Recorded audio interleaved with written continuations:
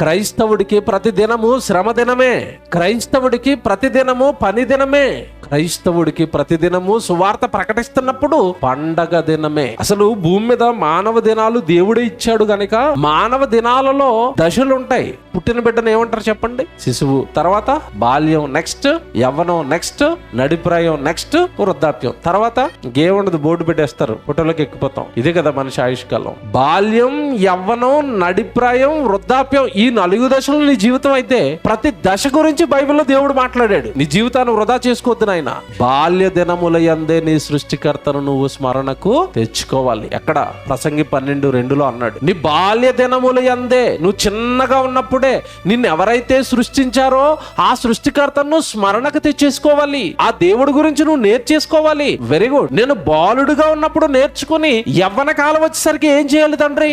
యవ్వన కాలమున కాడి మోయుట నరునికి మేలు. విలాప వాక్యాలు 3వ అధ్యాయం 27వ వచనం. బాల్య దినాలలో వాక్యం నేర్చుకోమన్నాడు, సృష్టికర్తను స్మరణకు తెచ్చుకోమన్నాడు. యవ్వన కాలం వచ్చేసరికి ఎందులో ఉండాలట?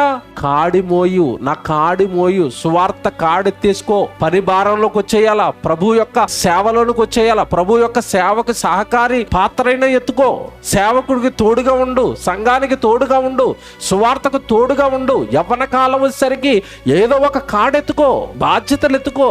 వృద్ధాప్యానికి వచ్చేసరికి ఎలాగుండాలి అంటే, పౌలు గారు కానీ పేతురు గారు కానీ తను పత్రికల్లో వాళ్ళు చెబుతున్న మాటలు ఏంటంటే, ఇదిగో మా జీవితకాలం అంతా మా విశ్వాసాన్ని కాపాడుకున్నాం, దేవుడి కోసం పోరాటాలు చేసాము, సువార్తను ప్రకటించాము, సంఘాన్ని కట్టాము, అనేక ఆత్మల్ని రక్షించాము, ఇదిగో మేము వెడలిపోయే కాలం సిద్ధంగా ఉన్నది, మా కొరకు నీతి కిరీటము దాచబడి ఉన్నది. చూసారా, చివరి దినాల్లోకి వచ్చేసరికి దేవుడి పనిని వాళ్ళు ముగించి మేము వెళ్ళిపోతాం ఇక పరదేశిక అన్న ధైర్యంతో ఉన్నారు. అంటే వాళ్ళ జీవిత కాలాలలో మనలాగా సెలెక్టెడ్ గా కొన్ని దినాలు పెట్టుకుని దేవుడి దగ్గర ఉండలేదు.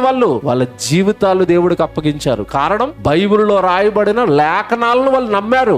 ఏ లేఖనాలు నమ్మారు అంటే, నియమింపబడిన దినములలో ఒకటైనను కాకమునిపై నా దినములన్నీ నీ గ్రంథములో లిఖితం. దేవుడు రాసుకుని ఇచ్చిన దినాలు ఇవి. వృధా చేయకూడదు వీటిని, సుఖాల కోసం వాడకూడదు వీటిని, లోక సంబంధమైన కార్యక్రమాల కోసం వాడకూడదు. ఈ దినాలు నావి కాదు, ఈ దినాలు దేవుడిచ్చాడు తన గ్రంథంలో రాసుకుని. ఏ దినం వృధా చేసినా దేవుడు లెక్కడుగుతాడన్న భయంతో బ్రతికారు.